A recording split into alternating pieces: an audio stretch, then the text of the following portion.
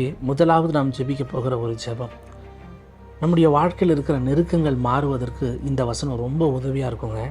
சங்கீதம் 112 3வது வசனம், ஆஸ்தியும் ஐஸ்வர்யமும் அவன் வீட்டில் இருக்கும், அவனுடைய நீதி என்றைக்கும் நிற்கும். நம்முடைய வாழ்க்கையில் நம்முடைய நீதியை மையப்படுத்தி தான் நம்முடைய வீட்டில் ஆஸ்தியும் ஐஸ்வர்யமும் இருக்கும். ஒரு வேளை நம்முடைய நீதியை குறித்து நீங்கள் யோசிங்க.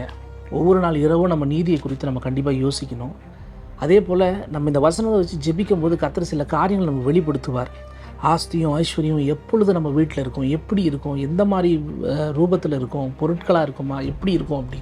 அப்போ இதை வச்சு நம்ம ஜெபிக்கும் போது, இந்த வசனத்தை சொல்லி நம்ம ஜெபிக்கும் போது நிச்சயமாக நம்முடைய வாழ்க்கையில் ஒரு பெரிய மாற்றத்தையும், ஃபைனான்ஷியலில் கர்த்தர் ஒரு பெரிய அற்புதத்தையும் செய்ய போதுமானவராக இருக்கிற எல்லா தேவைகளையும் தேவனுடைய அனுக்கிரகம் நமக்கு துணையாக உதவியாக நிற்கும் நான் நம்புகிறேன்.